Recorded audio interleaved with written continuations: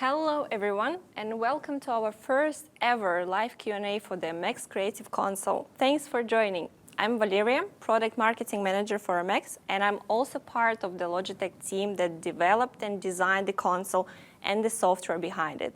Today, I will be your host as we dive into the exciting features of the MX Creative Console and, of course, answer your questions.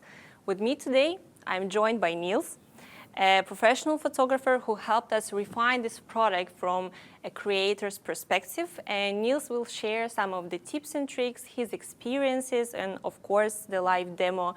And you can also ask him questions about his workflow. Niels, to you. Hello. Hello, everyone. Thank you so much for having me here. I'm really glad to be here to speak about this product because it all started a little bit by accident a few months ago. I was invited to test how a professional a photographer, in this case, was going to use the device. And I gave many comments, many feedbacks. So at Logitech, they thought, OK, maybe let's continue a bit further to see how much we can get out of that. And I'm really glad now that the product is out to see that so many of my feedbacks went into the final product. It's important for me, not just for the ego, but also because I use this tool every day to work. And the better it works, the better I can work. So I will show you today how I use this device already for a few months now into my workflow. And I will also share with you a few tips in Lightroom in how I can retouch and organize my pictures. Thank you, Niels. Yeah, excited to see what you're going to show us today. And of course, the most important participant is you on the chat. So let me briefly explain your role in the next 45-50 minutes. So the live player allows you a few functionalities. On the left side, you can see that there is a direct link to the product. And on the right side, there is a chat box. That's where you drop your questions, your reactions, any feedback you might have for us. And we will answer your questions in between 4 demonstrations that we're going to have today. And we will show you some of the workflows in the Lightroom Classic, in Photoshop, and in Premiere Pro. And as well, we're going to show you a little bit more about how to get started with the product quickly. And of course, we are giving away some of the great MX prizes, so including the MX Creative Console. So stick with us till the end, and the chat moderators will explain you how can you win this amazing product. So good luck. Let's jump into the product introduction and a story behind it. So the Logitech's MX series is all about enhancing workflow and unlocking creativity for advanced users and creative professionals. So the Creative Console is the latest addition to the MX family, and it's designed to really expand and complement the capabilities of existing devices. Of course, it shares the iconic MX design, and it fits right into the MX ecosystem and enhances your setup to the next level. When developing the MX Creative Console, we put the creative professionals like Niels first to truly understand the pain points and the challenges they face daily. Some of those challenges can be navigating endless menus in search for a needed action or tool, remembering countless shortcuts across different Adobe apps and so on, and of course constantly scrolling, clicking around, trying to make those precise adjustments. And these are just some examples of routines that often interfere with the creative process. And we learned that by helping creators to really stay in the flow, stay focused on what's the most important, on their craft, on their image, on the design, that's what makes the work faster and also more enjoyable, more fun. And this is the reason why we developed the MX Creative Console. This was really the missing part of the full ecosystem that empowers creatives. And the console, as I mentioned, is not meant to replace your keyboard or mouse, but really complement the full setup. So let's take a closer look at the hardware itself. As you can see, the Creative Console is a 2-part solution. It has a creative dial pad and a creative keypad. On the keypad, you have display keys. So you can assign different shortcuts, actions, or tools, and press on the key to activate a needed action. The icons here help you to remember the action faster by just simply glancing at it. And you can see there are 2 paging buttons that you can use to navigate the pages. And you can create up to 15 pages of those actions for any profile. On the dial pad, you have the main dial that you can use to adjust different adjustments, to navigate. You can use the roller to zoom in and zoom out. And there are some extra buttons for like undo, redo, save, export. Everything is fully customizable, so it's really flexible. And as you can see, since these parts are separate and the dial pad is Bluetooth, you can simply move it around your desk anywhere you prefer. So some people might use it on 2 different sides, or on the right side, or both on the left side. Niels, for example, prefers to have them close together. So I have a big hand, so I like to, when I do it like that, I can do everything within just a few movements of the fingers. Yeah. So he really prefers to use it with one hand, but for example, in my Lightroom workflow, in some cases, I have them both on different sides. So it's really up to you. It's very adaptable, so it can fit many workflows, and that's what's great about it. So who is this product really for? Well, photographers, video editors, designers, Adobe Suite users, and not only, and both power users, beginners, but basically any creative professional looking to, speed up and simplify their workflow. And to bring this product to life, we are joined by Niels. So I wanted Niels to show what are the really, game-changing features, or like something that was mind-blowing for you at first. And yeah, tell me what is the most exciting about the console that helped you in your workflow? For me, like one of the first surprise when I saw the first time the device was that it was made in 2 different elements, the dial pad, the keypad. But then I discovered the third one, the action ring. I will show a bit later how it works. And I was a bit worried because I used other devices before, and there were more dials, there were sometimes more buttons, and I was like, okay, is there less of all that? Is it going to be a baby version? And because my goal is to work, not just to play and have fun. And no, actually, I can do more with this than I could do with the previous devices I owned. I can show you maybe a little example of what I can do with this. Ahead. Let's just take some portrait pictures I shot and see like what kind of adjustments we can do and how quickly we do it. So here it's a portrait of Ava DuVernay, an American movie director and producer. And here I'm in the library mode. You can see on the device, you can see that I have functions associated to the library mode. I will jump into the develop mode because here I want to show you how quickly I would adjust and how I can do everything without moving out of the device. The first thing I do when I have a picture I want to adjust is to put my favorite preset. I have, like many Lightroom users, I have different settings, and like there is one that I use a lot that is kind of my base, my base colorimetric adjustment. So I just press this button. I assigned to this button this preset. It's super easy to do. I press, boom. I have the preset done. This you could have done just by clicking on the left side, you would say. But then you see the picture is a little bit bent. So I would need to straighten it up. I could also just scroll down the way to the function. It's here. But I can also just press this button. Boom, it's straightened. And now I want to balance a little bit more the image, so I will darken a little bit the right side of the image. So I will go in the masking tool. I press the button. It opens a masking interface on the device. You can see that here I have a few options for the masking that I use. The preset, the profile you see here is one that I developed. So I started with the existing profiles, and then I customized it, and now it's quite a lot of customization.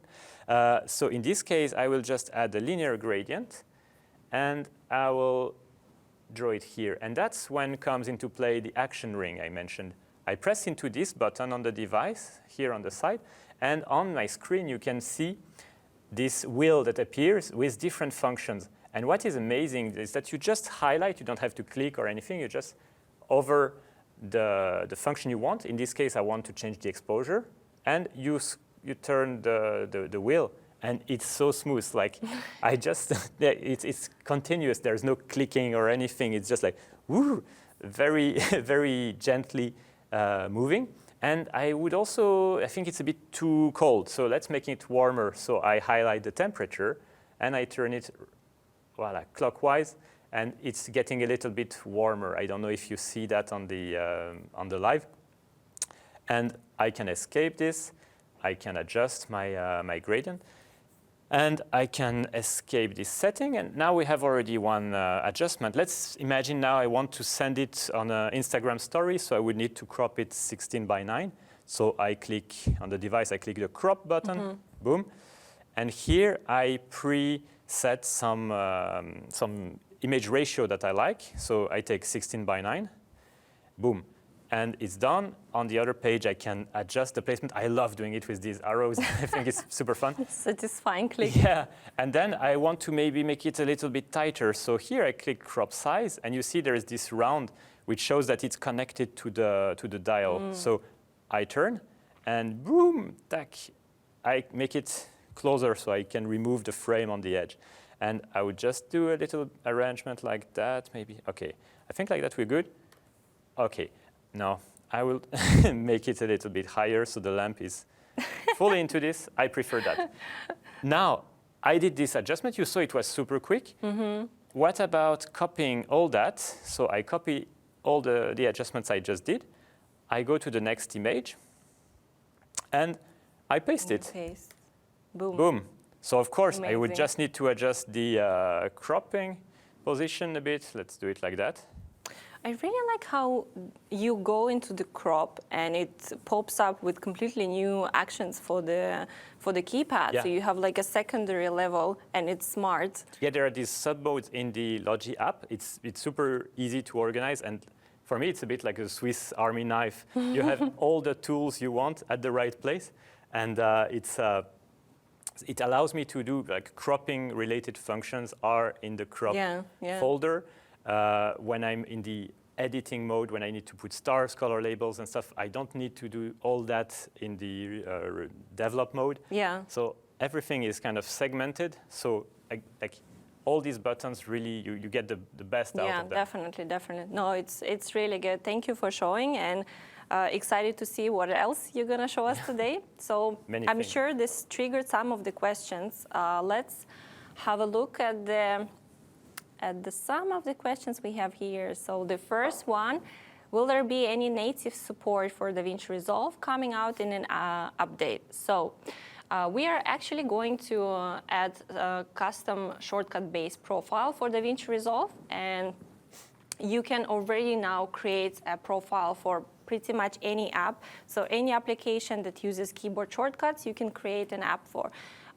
When it comes to the native support, unfortunately, we don't have currently access to the Resolve API, so I cannot promise you that, but who knows what future holds, so it might be coming in the future. It's actually quite easy to add, like, for example, I use Final Cut Pro, and I created a very basic profile based on what keys are doing. You can even assign key functions to the dial. So more or less everything is possible, at least at a general level. Yeah, the good news, the plugin or the native support for Final Cut Pro is actually coming early next year. So this is something that our community will be able to enjoy very soon. I will.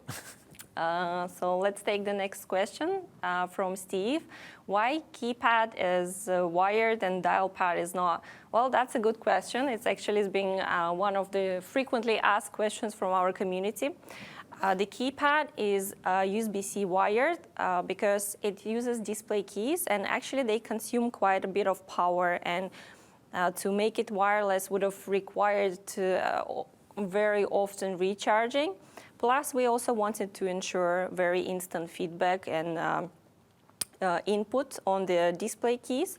And the dial pad allowed us to still have this flexibility of, devices having in different places on your desk to be flexible and adaptable. So we decided to make it wireless. And we also went for the most optimal solution. So it uses AAA batteries, and it lasts for up to 18 months on those batteries. So you really don't need to worry about recharging the device. Yeah, since I started using it, I see that the level didn't decrease at all. So, no, yeah, not at all. Not for me. Forever, I've been using it since July, so it's good. All right, thank you. Steve, let's move to the next question. Can the console work with InDesign and Lightroom CC app?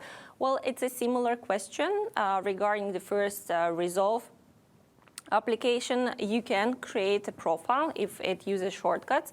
And I believe that we are also planning to release the plugin for InDesign sometime next year. Nice. So yeah, and Marketplace will just continue growing, more content coming every time. But again, meanwhile, while waiting for it, it's easy to also develop your own because at least some basic controls. Lightroom, there's so many keyboard shortcuts. Exactly. So at least for some basic level of controls, even assigning the keyboard shortcuts is already quite useful. First of all, you don't need to remember the combinations, and some of them require 3 to 4 key presses. You can assign an icon to easily remember it, and of course, you can also create more advanced actions that we are going to show you later today.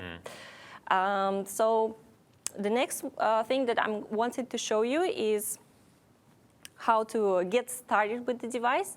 And by the way, thank you everyone for the questions, and please keep them coming. So to get started with the product is really fast. You just install Logi Options Plus. You connect Keypad with the USB-C and the dial pad with the Bluetooth. And when the Options Plus is installed, the application will automatically recognize what software you have installed on your computer. So if you have installed Photoshop, if you have installed Premiere, Lightroom, it will offer you to load those plugins and profiles, so you don't need to create them from scratch. All the Adobe native integrations come with default profiles. So for example, here, I can see in my home screen all of my MX devices. If I want to customize the console, I will jump into here, customize keys. And this is the view that will welcome you at first time. You can see on the bottom here 3 pieces of the console. So there is a dial pad, the keypad, and the actions ring that Niels showed. Everything is fully customizable per profile. And the first profile that you can see is the general one, is the one that you use for your desktop. Basically, it's like a productivity hub. So you can assign different actions to launch apps, go to different websites quickly, and really to just control your operating system. And this is something that usually helps you get started quicker. You can even create some macros to launch several apps at the same time, so to make it easier. On the right side, you can see the actions that you can drag and drop. So for example, if I want to drag an action, I will just drop it here, and I can also switch them around like that, and yeah, that's easy. If I switch to a different profile, like a Premiere Pro, for example, I can see all of the Premiere Pro specific actions here. And because there are so many actions, we are feeding them from the API, you can use the search tool to simply look for something. For example, select, and and you just drag and drop it here, and that's it. Also, in the app, you can find the Marketplace. You click on the Marketplace, and that's where you can download and install extra content for your device. Here you can see there are some plugins that are already available for you at the moment, and some profiles as well. And the profiles is something that will also be contributed by our community. And Niels has, I believe, his own profile that he wants to share. The one you see that I will show in the demo, it's, as I mentioned, something I developed over time. There's nothing you don't need to program anything. It's just dropping functions, as you saw.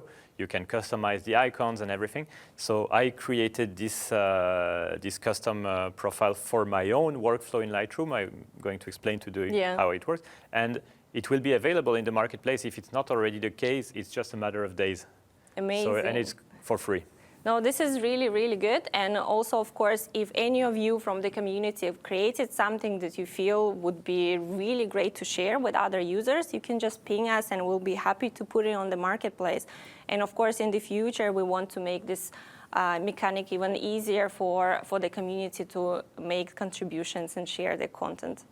So now I want to ask you, Niels, to jump into your actual workflow and how do you typically start your project. So if you can explain maybe what are the first steps on how you edit your images and also how the console helps you with that process.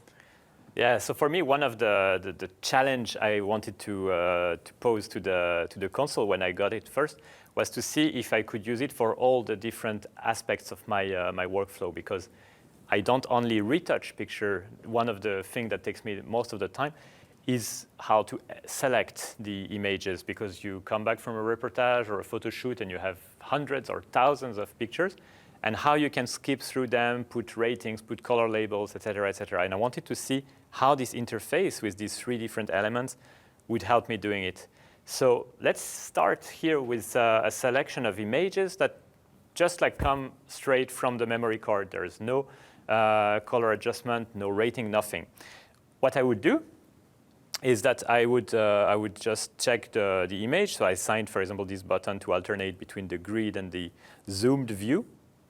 And I use these buttons to skip between the images. So let's say that this one, I like it. I would put 3 stars. Why I put 3 stars straight away? For me, it's the threshold. Everything that is under 3 stars, I don't need them. I don't use them. Everything that is over 3 stars or at 3 stars, it's something that may end up in the final selection. So 3 star for this one. This one I like also. This one I like. Up, maybe a vertical version. This is cool. You see, if you look at the device, I can have, because I placed it like that, I can have just everything within the reach of my finger. So with my thumb, I can quickly put the ratings. And with these fingers, I alternate between the images. That's important because every fraction of a second you save for one image, when you do thousands of images, it results in precious time you can use with your friends instead. So I like this one.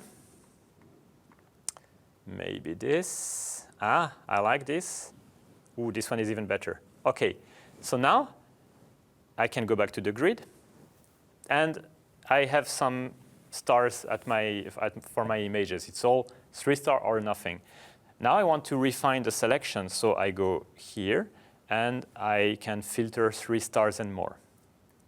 I press the button, and boom, I have only this selection.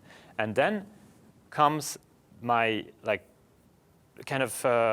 it's my method to work. I start by selecting all these images that have 3 stars and more, and I can switch to the develop mode. I just want to attract your attention to something. If you look at the device right now, you will see that here we are in what is connected to the library mode, so the stars, the different viewing modes and stuff. Now I press this button to go to the develop mode, and everything changes. Here I have some presets, I have cropping, etc., things that are connected to what you do in the develop mode. The first thing I do, just like I did before, is to apply my favorite preset. But before that, I will make sure that I have auto sync activated. If you look on my screen at the lower right corner, you see that here it's activated. If it's not, I have a button for that on the device, so I can press it or I can activate, deactivate. What is it going to do is that every change I do to one picture, it's going to apply to all the pictures I selected. So now it's activated. I press my favorite preset. And now all the images, if I go back to the library, all the images have this preset applied. I go back to retouch. And now one thing I can do is I will disable the auto sync because I want to customize individually the images. And that's where I really like using the action ring, and I will show you why. Now, I want to, for example, increase a little bit the exposure. So I put my mouse anywhere on the image, just not on the face, because maybe the face is an important detail. So I go here, I hover the exposure setting, and I just turn the knob. And this is really satisfying. You should try, because also this knob is metallic, so it's quite fresh to the touch. And okay, I adjust that. Then I can escape this. I want to also straighten it, because it's slightly, the perspectives are a bit skewed. Then I can also maybe play with the white balance. Yeah, let's make it colder and a little bit brighter again. You see, it's super quick, and this way you can experiment with your image, and sometimes it leads you to places you did not expect to go to, and really smooth experience. I really like how it helps you to, stay focused on the image, so you don't break this eye connection with the edit. Yeah, it's really amazing. You got it right. For me, that's super important. That if I'm checking at the slider on the right side, my attention, my focus, my eyes are focused on where the slider is, and then I don't pay attention to the image. But maybe it's a very tiny bit of yellow, more or less, that matters, and that's what I like. It's more immersive, and it allows you to be more creative and also to be more precise. So you stay focused on the image, and that also creates, in the end, quite a fun using experience. No, this is really amazing. Thank you, Niels, for showing it. And let's see what we're going to do next.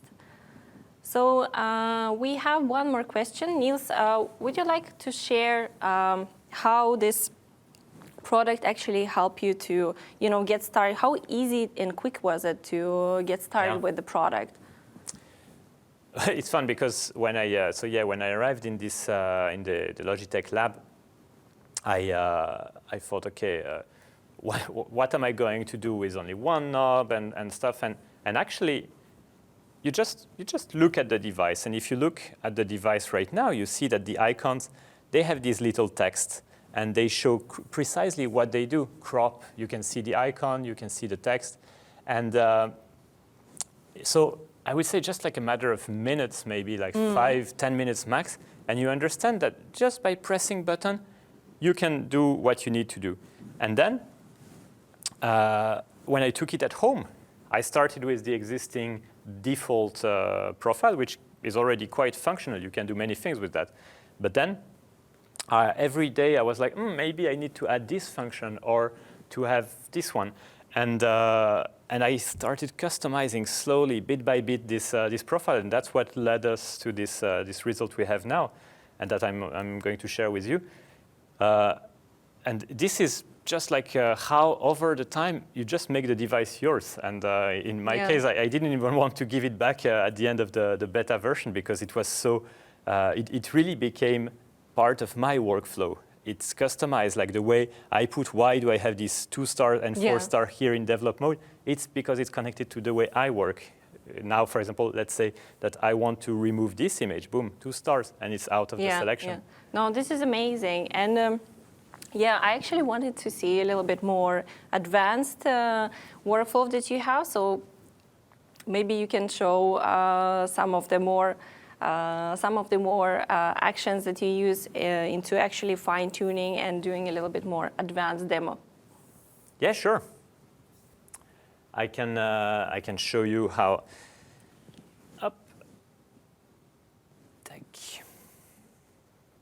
First, before digging into the retouching of a picture, I wanted to show. I mentioned how I created my custom profile, and I wanted to show you how easy it is to do.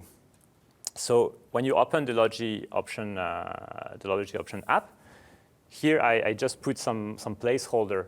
I guess if you use Lightroom, you already have some presets that you like to use. And here so let's search for my favorite preset. It's called Bretzel 21. So if I just start searching, and here I see Bretzel 2021. And I don't know exactly how the software is doing this, but it's able to explore all these presets. And this is not something you could do with a keyboard shortcut in Lightroom. So I just take it, and I drop it here. And let's say here I want to have, for example, the crop function. I just search for crop tool, and boom, I have crop. So you see, it's super easy. It's a bit like playing Lego bricks or something like that.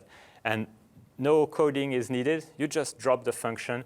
If it's a keyboard shortcut, you just drop the keyboard shortcut and you type it. So that's how easy it is to customize. Now I wanted to show you how to use it in a trickier situation than we had before. Here it's a picture of my friend Vincent, and the light was not the same on him as it was on the background, and he looks a bit blue, which is not his natural color. Not maybe a bit blue. And how would we correct that? So the first thing I would do, if I go back to my device, of course, is to apply my preset. And the image is more contrasty, but still Vincent is blue. So the next thing is to isolate him. So I need to create a mask. So I go to the masking tool. And again, if you look at the device, the interface changes. And what we need to do is to select him. So select subject. And if I go here, you see that it selected him. So now I can change the white balance in him, because that's the problem. He's a bit too cold compared to the background. And I turn it. Voila. And you see that the skin is getting healthier. He looks much healthier. Yeah, and he's healthy. So we can do it like that. But then I want to go one step further. I want to improve a little bit the shadow. And here I'm sharing with you one of my little tip is how to create more of a shadow on a character person, and to do it very quickly. So I will create a new subject mask that goes on top, and I will make it darker. So I go to the exposure. You see the action ring is always there, and it's so quick, just touch. So you don't need to look at this. It's not like a keyboard where sometimes you're like, okay, which letter am I on? You just press, you have the action ring, and I will make it darker. So I created the shadows, and then I will remove part of this mask. So I can show the mask here. And if I go here on subtract, and then it offers me all the options of masking, I take gradient. So I'm removing with a linear gradient, and you can see, voila, here I can draw the zone I want to remove. So I want to keep, you see, I want to keep it only in this part. Yeah. So if I remove this, here you can see that there is this shadow on the edge of the face, and I can disable and enable it. Yeah, I mean, a huge difference. Yeah, huge difference. I escape this, and I can show you the final image and the initial image. That's quite a difference. And it's a huge difference. It took us only a matter of seconds. Yeah. And this is cool because for me, being able to combine masks, doing this subtraction, intersection, etc., it's something I use a lot in my work.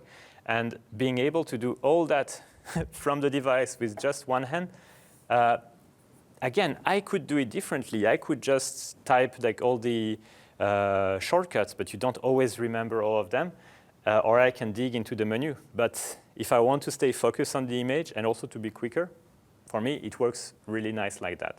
Now, let's say I want to use it inside Photoshop. Again, I don't need to go any further than the device. I go in this pane, and here I have Edit in Photoshop. So I press the button, and it exports and opens the image in Photoshop. Loads. Voila. Wow. And if you look at the device, you see that now it's in French, sorry, because my native language is French, as you may have recognized.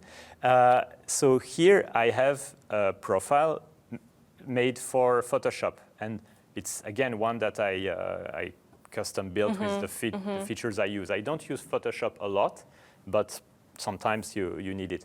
Here, what I would like to do, for example, is let's say like we select, so I can, it's already activated. I use the object selection, and I will pick him. And I will also need to pick the iPad here. OK, so now we have our selection. I press on the button on the device to create a mask from the selection. Up. Voila, we have the mask. This is simple.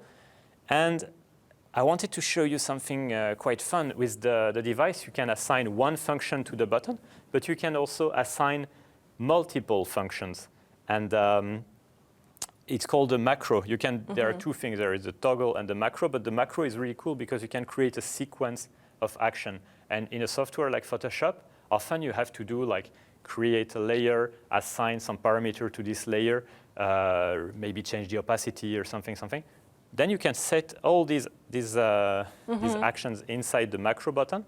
And it's not only for Photoshop. You can use in every app. But here, what it's going to do is that it's going to create a color layer and apply it to the background, and it's going to use the foreground color. So we can see, like, let's have, for example, for the foreground color, like some sort of a darkish blue, not too saturated. And let's see, if I press the button, boom, boom, tack, buff. Wow. And you see, it does the different steps. Yeah. I can show you how it works. In the background, when we look in the Logi option app, so if I go to my Photoshop profile, here I have this background color macro. And how does it work? It's using keyboards. I created a custom keyboard shortcut for creating a color layer. There was no shortcut assigned for that. If there is a shortcut, you can use it, or if there is even the function in the Logi app, there are tons of functions already for Photoshop. But if there's not, in an app like this one, you can assign a custom keyboard shortcut. So it's doing this. It's validating because it asks for a name for the layer, so it just presses enter. Then it asks to confirm the color, et cetera, et cetera.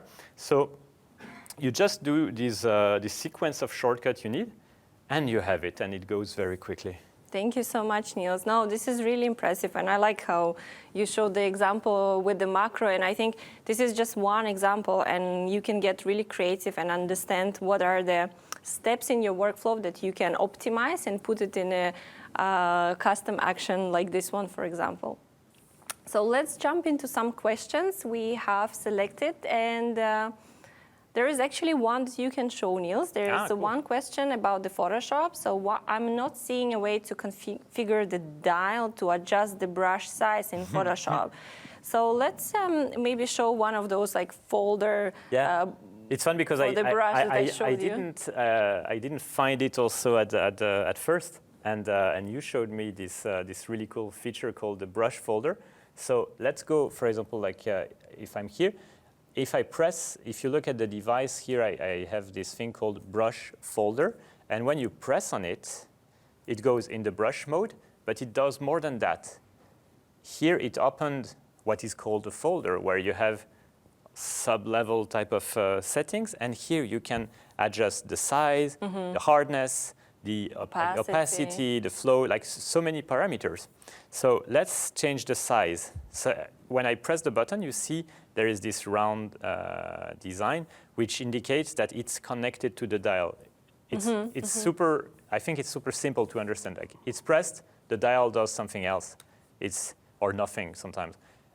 It's when it's blue like that, then it's connected. So if I turn, boom, and again, it's super smooth. There's no steps. It's very, very smooth. So yeah, I can change the brush. And this folder is super convenient because then again, like within the hand reach, you can change all the parameters, the hardness, the opacity, and it affects immediately. It saves space for the device as well. But of course, if you want to assign brush size as a separate key, it's also possible. You just search in the Actions panel on the right for the brush size, and you will find the adjustment that you're looking for. I can give a little extra tip because let's not forget there is also the action ring. So if you need, you can also assign this kind of function to the action ring. True. But I realize maybe it's cool to use it for opacity or some things like that. But everything is possible. That's also one of the cool things with this device is that you make it your own, adapt it to your own workflow. All right, let's take the next question. It's from Aston. So how many plugins are there now and what ones are coming? At the moment, there are 6 plugins for the Adobe apps, a few extra ones like for streaming, OBS, Streamlabs, Twitch, a couple of more ones for productivity like for Zoom, Philips Hue.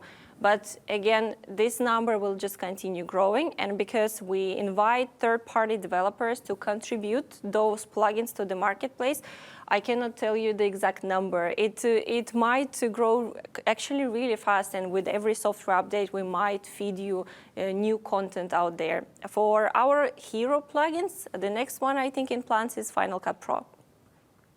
So the next question is, can I add custom icons? And yeah, this is a good question. I can show you on my Options Plus how to do it. So for example, if I want to adjust this Finder icon, I will press on the icon to edit, and you can see there is an icon library on the right, so you can pick some of the default icons. Later, we will also provide some of the icon packs in the marketplace, so you will be able to install more icons and they will be available here. And you can also upload your own icon from the computer by pressing this button. And of course, you can customize all the colors and all the text. So for example, if I want to make it... Oh, I really like the color. If I want to make it dark green, I can also hide the icon, hide the text, and let's change this one, for example, to red, save, boom, and you can see it appears right away on my device, so it's that easy. That's quite fun the first time you do it, because as soon as you just change the setting, you see it already immediately in the device. So let's take one more question. There is a question from David. What is the difference between plugin and a profile? Well, this is actually a good question. It might be confusing, I believe you. So the plugin is the native integration that we built for the software like Lightroom or Premiere using their API. So it's a connection that we have with the software. A profile is just a set of actions assigned on the device. So for example, I can have my own profile for Lightroom, Niels has his own, you can have multiple profiles. These are just different layouts on how you organize those keys on the device. And another example of a profile is for the app where we don't have a plugin for. You can also record different shortcuts and assign them on the keys. So for example, if you want to create an app, I don't know, for Google Chrome, a profile, sorry, you can assign some Google Chrome shortcuts on the keys, and this is going to be a profile as well.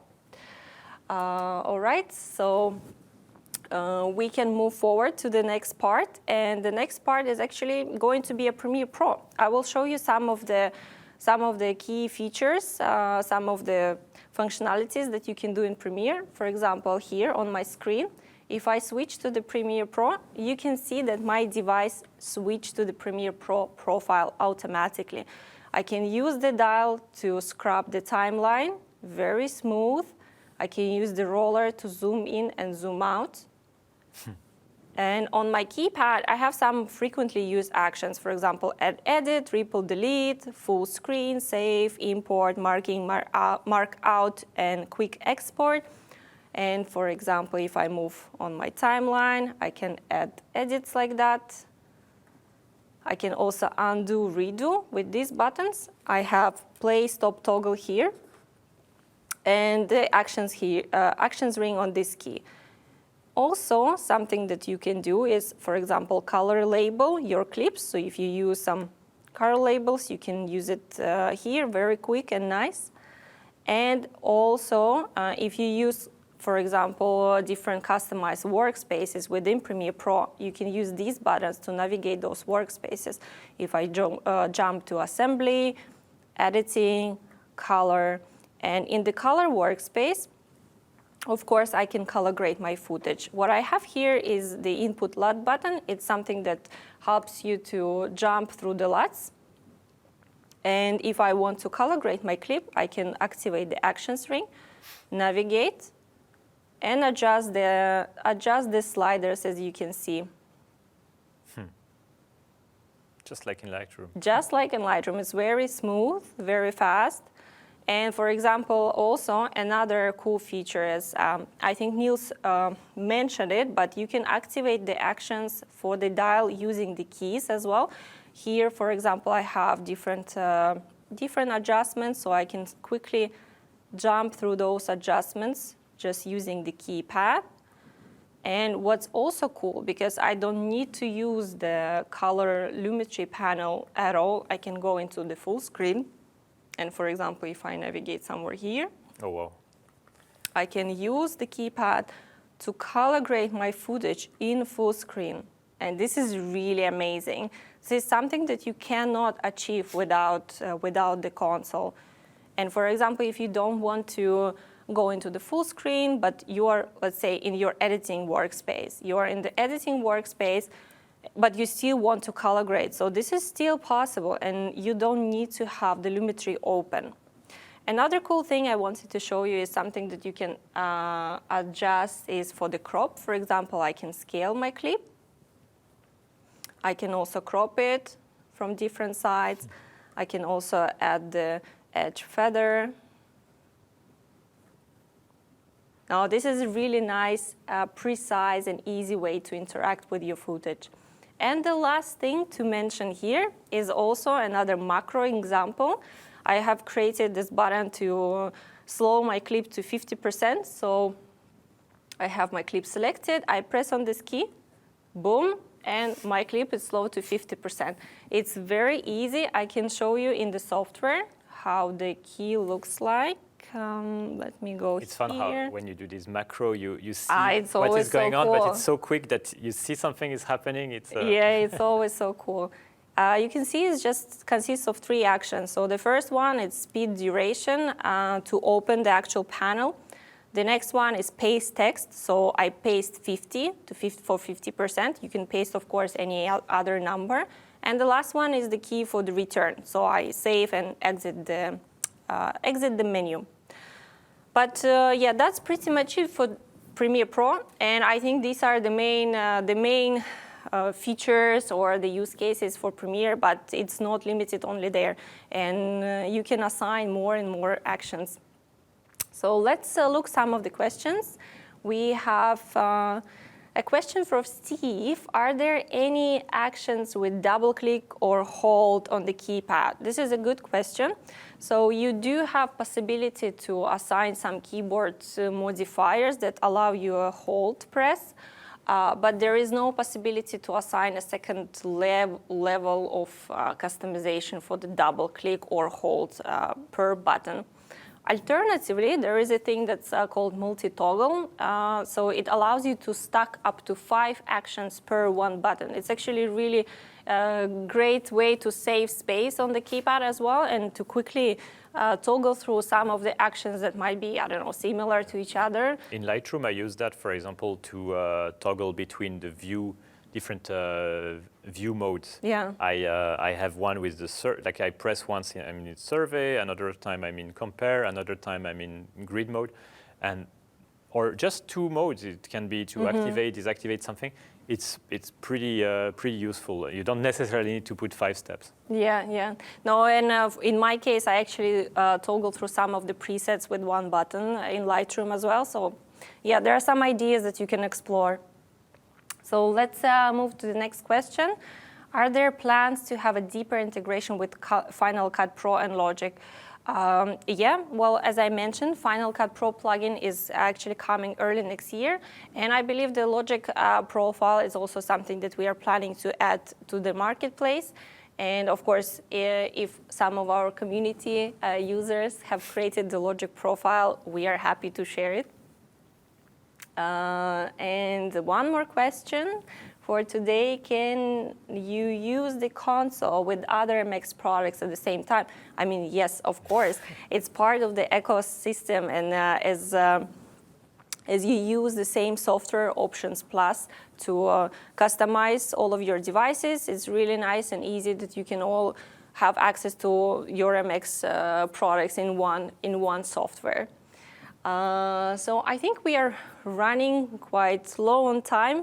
So I need to wrap it up, and it's finally the raffle time for the grand prize. So we are giving away MX Creative Console to a random sign-up. I hope you entered your email on the event page. So make sure that you go to the live Q&A page. You can see there is a purple box to sign up. Enter your email, and you will be part of the raffle. So we will contact the lucky winners by email later. And what's coming next for the console? Well, new plugins, new marketplace, and of course, we will continue developing, we will continue fixing bugs and releasing these new software updates, and of course, listening to your feedback. So if you have any feedback, any thoughts, any ideas, please share. We would definitely consider implementing them in the new software updates. And it's not only about bugs or any issues you might encounter, but really about those creative ideas that you might have about new features or how to improve the experience. And if you don't have a device yet, you can, of course, click on the product link and check it out. It's available for shipping right away, so it will be delivered before holidays. And of course, remember to leverage the Adobe Creative Cloud offer. It's free 3 months of Adobe Creative Cloud for new users and for existing users. That's a cool thing, It's a great added value. So please go ahead and check it out. And for any questions that haven't been answered today, we will still post the replies on the logitech.com FAQ page. And please share your setups. We are happy to see how you organized your desk with the device. And we will be happy to feature you on our social channels as well. And we enjoyed hosting this live Q&A. Thank you so much for watching, for your questions and for your reactions. And thank you so much. Bye-bye.